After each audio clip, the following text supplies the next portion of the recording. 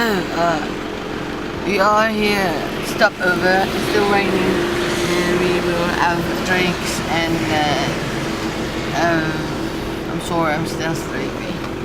We'll buy stuff and the things I need for my family. And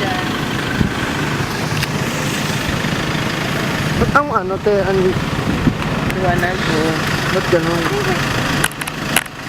Oh shoot.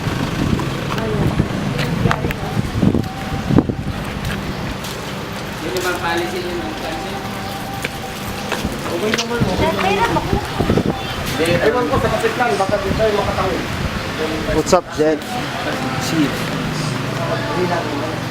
Wala naman tawag doon pag pinalis yan doon. Makakatawid yan doon sa Katiklat.